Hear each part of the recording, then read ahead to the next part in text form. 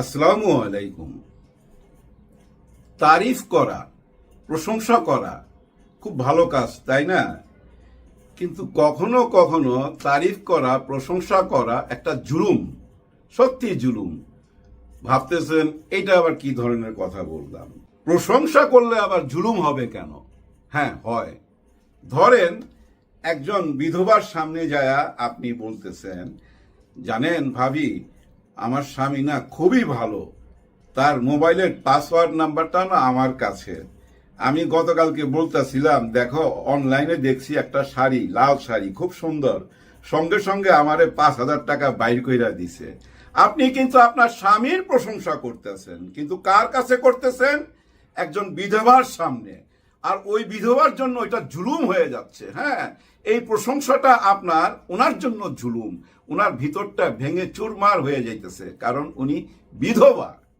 আবার ধরেন আপনি একজন নিঃসন্তান মার কাছে বা একজন বোনের কাছে, যার কোনো সন্তান নাই, তার সামনে বৈশা আপনি আপনার সন্তানের প্রশংসা করতেছেন, বলতেছেন, জানেন ওর লেখাপড়ায় খুবই ভালো, কিন্তু দুষ্টামি করে।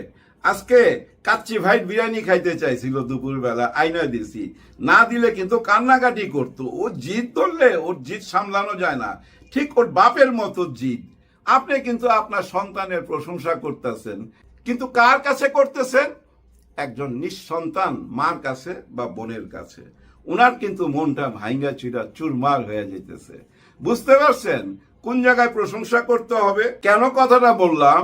আজকে আমি একজনের সঙ্গে হাঁটতে হাঁটতে মাঠের মধ্যে, যেখানে আমি হাঁটি, খুব প্রশংসা করতেছিলাম ছাত্র শিবিরের, যে ওরা না চাঁদাবাজ না, এবং ওদের একটা জিনিস আমার ভাল লাগে, ওদের লেখাপড়ার দিকে মন, সব ব্যাপারে নাক গলায় না। রিজার্ভ ফোর্স যেমন ওই রিজার্ভ ফোর্সের মতো থাকে, প্রয়োজনে সামনে আসে, নাইলে না। এই জিনিসটা আমার খুবই ভালো লাগছে। গত রোজায় দেখলাম সবাই ইফতার করাইলো, প্রতিদিন 3 লক্ষ টাকা খরচ করলো ঢাকা বিশ্ববিদ্যালয়, এবং সারা বাংলাদেশে এরকম খরচ করছে, ইফতার খাওয়াইছে ছাত্র শিবির। কিন্তু ছাত্র শিবির যে চাঁদাবাজি করছে, এটা কিন্তু কেউ বলতে পারবে না। কোত্থেকে টাকাটা পাইলো, কিভাবে পাইলো, ওইটাও কিন্তু ওরা ব্যাখ্যা দিছে। দেখেন, আমি প্রশংসা করতেছি ছাত্র শিবিরের, উনার কিন্তু মনটা ভাঙ্গা চুরা চুরমার হইয়া যাইতেছে, কারণ উনি বিএনপি করে। পরে আমারে বলছে যে ঠিক আছে, আপনার কথা ঠিক, কিন্তু এভাবে আপনি অনলাইনে আর বললেন না, এতে বিএনপির ক্ষতি হবে। তখন আমি চিন্তা করলাম, আমার মতো একজন ইউটিউবারের কথায় কি ক্ষতি হবে? আর আমি এমন কি বলতেছি, যাহা সত্য তাই তো বলতে হবে না? এটা তো ক্ষতি না। পজিটিভলি নেন না কেন? পজিটিভলি নিলেই তো হয়, তাই না? মানুষ তো কত কথা বলবে। আপনাদের দলটা তো সাগরের মতো বড়, আপনারা নিজেরাই বলেন, সাগরকে কি বাদ দিয়ে রাখা যায়? দেখেন, ওই যে একটা গল্প জানেন না, একটা বাচ্চার জুতা সাগরে ভাইসা গেছে, তখন সে বালুতে লেখছে সাগর চোর। তার পাশেই আরেকজন জেলে জাল মারছে সাগরে, অনেকগুলা মাছ পাইছে। তার তো মনটা খুশিতে ভরপুর ভাই, তার পরিবার আজকে পেট ভরে খাইতে পারবে। সে লেখছে সাগর খুব দয়ালু। ঠিক তখনই আরেক মা আইসা লিখতেছে সাগর হত্যাকারী, কারণ ওই মায়ের সন্তান এই সাগরে মারা গেছে। কিছুক্ষণ পর একটা ঢেউ আইসা সব কিছু মুইছা দিয়ে চইলা গেছে। কারণ কি জানেন? সাগরের কিচ্ছু যায় আসে না কে প্রশংসা করলো আর কে বদনাম করলো, সাগর তো সাগরই। আপনারা যখন নিজেকে সাগর মনে করেন, ওই সমালোচনাগুলাকে ঢেউ দিয়া মুইছা দেন না। ঢেউ দিয়া মুইছা দিলেই তো হয়, কেন এত চাপ নেন? দেখেন, গত 1 বছরে কে কি পাইলো, কে কি হারাইলো, এই রাজনীতির ময়দানে কে কি পাইলো, কে কি হারাইলো, একটু বিচার করলে আপনারা খুঁজে বাইর করতে পারবেন। একটি দলের জন্ম হয়েছে 6 মাস আগে, আরেকটি দলের জন্ম হয়েছে 45 বছর আগে, আরেকটি দলের জন্ম 75 বছর আগে, আরেকটি দলের জন্ম আরো আগে, জামাতে ইসলাম। এই যে এত দল, এই দল নিয়েই তো রাজনীতির একটা সৌন্দর্য, তাই না? দল থাকতে হবে। আবার ওই যে গৃহপালিত দলও ছিল আমাদের দেশে, এরশাদ সাহেবের একটা দল, জাতীয় পার্টি, ওইটার বড় অংশটাই চাই পাওয়ালা ওই যে গৃহপালিত দল হয়ে গেছিল। এরকম দল কি চান আপনারা? নিশ্চয়ই না। তার মানে একটা নতুন দল আসছে, হইতে দেন, দাঁড়াইতে দেন। ওদের পিছে লাগাটা ঠিক হয় নাই, প্রথম থেকে ওদের পিছে লাগা ওদেরকে পপুলার করে দেওয়া হয়েছে। কারণ কি জানেন? ধরেন আমি একটা বিজ্ঞাপনে আসলাম যে বাচ্চাদেরকে টিকা দিবেন, মা বোনদের বলতেছি যে আপনার বাচ্চাকে টিকা দিবেন। এই কথাটা গুরুত্ব দিবে কতখানি? আমার জায়গায় যদি আপনি ডক্টর ইউনূস স্যারকে নিয়ে আসেন আর উনি যদি সেম কথাটা বলে যে আপনার বাচ্চাকে টিকা দিবেন, এটা গুরুত্ব অনেক বড় না? এটা মানুষের কাছে বিশ্বাস হবে, তাই না? ঠিক তেমনি একটা বড় দল থেকে যখন বলে, ওনারা হইলো বিএনপি, খুব কাছাকাছি নাম এনসিপি, ওই যে এনসিপি, এরা পোলাপান, এদের কোনো অভিজ্ঞতাই নাই, এরা কি রাজনীতি করবে? এরা তো মেম্বার হওয়ারই যোগ্যতা রাখে না, চেয়ারম্যান হওয়ারই যোগ্যতা রাখে না, এদের মিটিং মিছিলে কেউ আসে না, এদের কোনো মূল্য নাই। এটা কারা বলছে? বিএনপির একটা মিডিয়া সেল আছে ভাই, ওই মিডিয়া সেল থেকে এরকম প্রচার করা হয়েছে। এই নেগেটিভ প্রচারটাই দেখেন ধীরে ধীরে পজিটিভ হয়ে গেল। কি কারণে? কারণ একটাই, এই সোশ্যাল মিডিয়া। এই সোশ্যাল মিডিয়া সিনেমা হল খাইয়ে দিছে, বুঝেন না? বাংলাদেশে 1400-1500 সিনেমা হল ছিল, সবগুলারে খাইয়ে দিছে। মানুষ বিনোদনের জন্য ওই হলে যাইতো, এখন যায় না।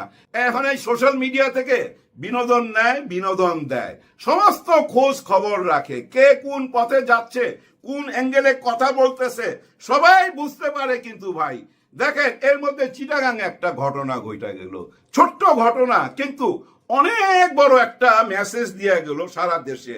তাহলে মেসেজটা কি? ঘটনা ঘটছে, ছাত্র শিবির চাঁদাবাজদের বিরুদ্ধে একটা মিছিল বাইর করছে, বেশি না 400-500। ওরা মাইকে আইসা বলতেছে নিউ মার্কেটের সামনে চাঁদাবাজদের বিরুদ্ধে চিটাগাঙে যে আপনারা কারা কারা অত্যাচারিত চাঁদাবাজদের দ্বারা, তারা আমাদের মিছিলে আসুন, মিছিলের আইসা আপনাদের প্রতিবাদ জানান। এই কথা ঘোষণার পর আধা ঘন্টার মধ্যে ভাই আশেপাশের দোকানপাট সব বন্ধ হয়ে গেল। ওই ছোট্ট মিছিলটা ধীরে ধীরে জনসমুদ্র হয়ে গেল। ওইখান থেকে আওয়াজ উঠলো দুর্নীতির বিরুদ্ধে, যে আওয়াজটা উঠছিল 19 তারিখে জামাতের আমির সাহেব যে আওয়াজটা তুলছিল, সেম আওয়াজটা। চাঁদাবাজ আর দুর্নীতিবাজ খুবই কাছাকাছি ভাই, ব্রাদার। তো বুঝেন না কেন? দেখেন কি মেসেজটা গেল। আবার দেখেন এক বোন একটা স্ট্যাটাস দিছে, উনি ওই 19 তারিখের জামাতের মহা সমাবেশ যেটা ছিল, বোনটি ঢাকা বিশ্ববিদ্যালয় থেকে হেঁটে হেঁটে যাচ্ছিল মৎস্য ভবনের দিকে। এর মধ্যে তো বুঝেন মিছিলের মানুষজন চারিদিকে, কিন্তু উনি যে হেঁটে যাচ্ছিলেন, সবাই ওনাকে জায়গা ছেড়ে দিচ্ছিলেন। কোনো কটূক্তি না, সবাই মুখে একই কথা, এই বোনটাকে জায়গা দাও, বোনটাকে জায়গা দাও। আর মুরব্বীরা বলতেছিল মা আপনি যান, কোনো অসুবিধা নাই, সবাই জায়গা ছেড়ে দিচ্ছিল। এভাবে হাঁটতে হাঁটতে মৎস্য ভবনের সামনে যায়, দেখে আরো কিছু বোন দাঁড়ায় আছে এবং তারাও খুব নিরাপদে, কেউ তাদের আশেপাশে নাই। সবাই মুখ ওই মঞ্চের দিকে, যেখানে ডাক্তার শফিকুর রহমান সাহেব বক্তৃতা দিচ্ছিল, ওই দিকে। এদিকে তাকাইবার সময় নাই। ওনার এই স্ট্যাটাসটা খুব বুকে লাগছে ভাই, এবং অনেকেই শেয়ার করছে।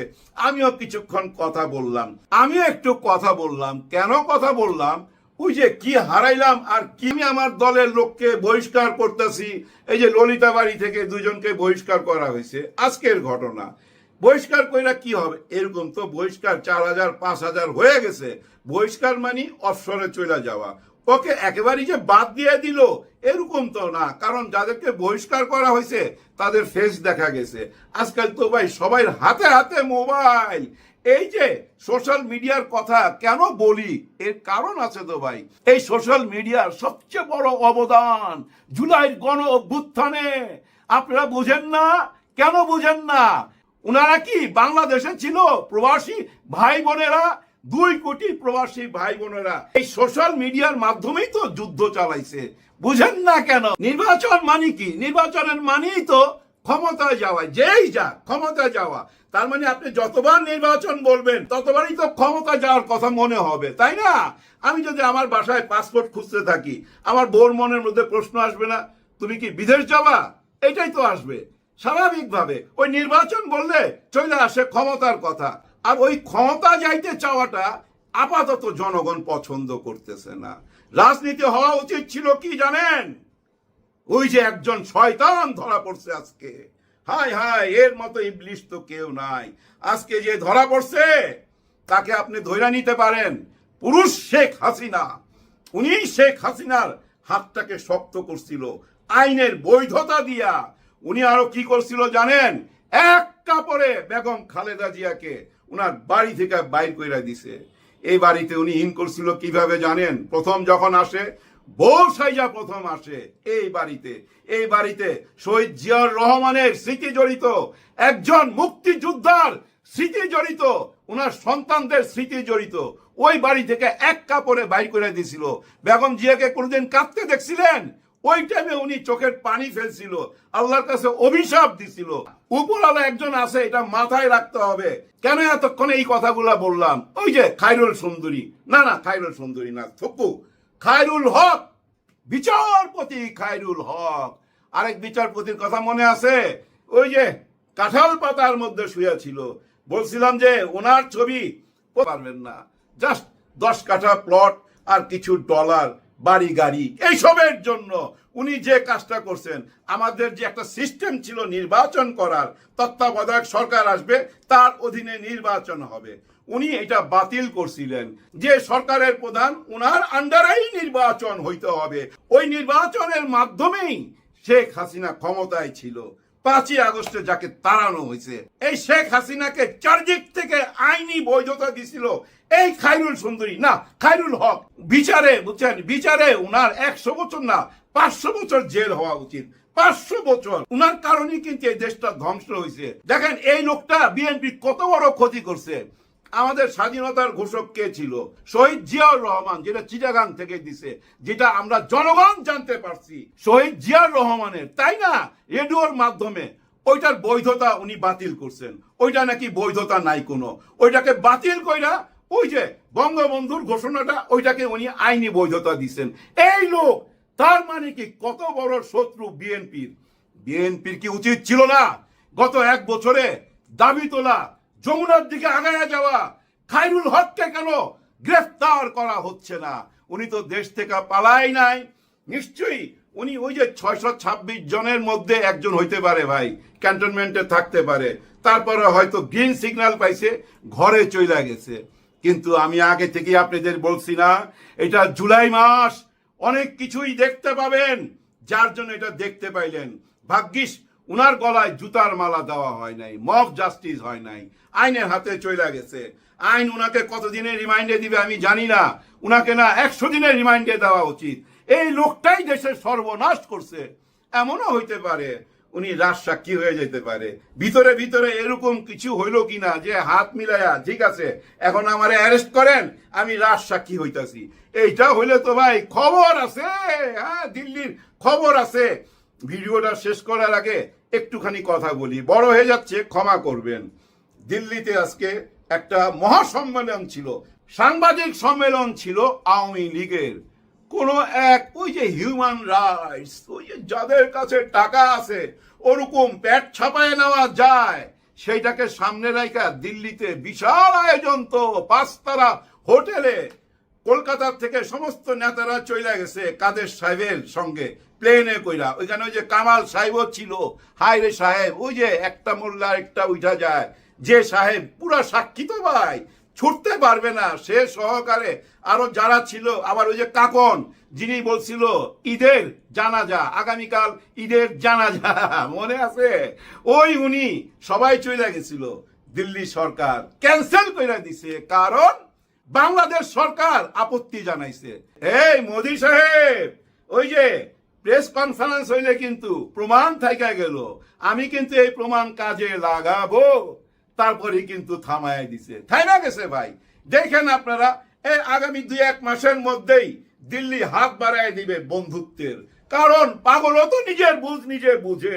ওই একজনের জন্য বা ওই 20-25 হাজার যারা লুকায় আছে ওইখানে, ওদের জন্য 18 কোটি মানুষের সাথে সম্পর্ক নষ্ট করবে ভারত? না, এটা হইতে পারে না, তাই না ভাই? যাই হোক, এতগুলা কথা এই জন্য বললাম, গত 1 বছরে কে কি পাইছেন, কে কি হারাইলেন বুঝা নিয়েন। আর ওই কিংস পার্টি যারা বলেন তাদেরকে আমি বলবো, বারবার বলবেন এদেরকে কিংস পার্টি, আসলেই তো ওরা রাজার পার্টি, রাজার মতো চলাফেরা করতেছে, রাজার হালে আগে বাইরে যাইতেছে।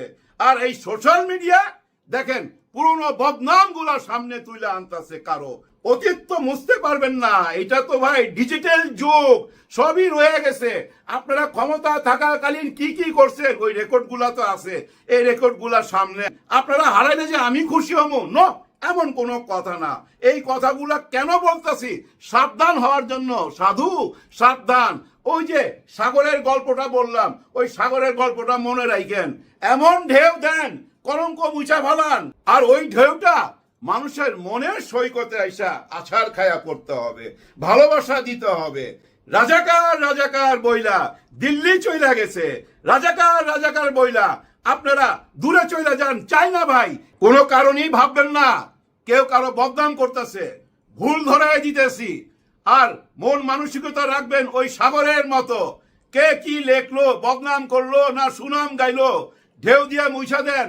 এমন ঢেউ দেন যেন সেই ঢেউ মানুষের মনের সৈকতে আইসা আছাড় খায়া পড়ে, ভালোবাসা জানায়।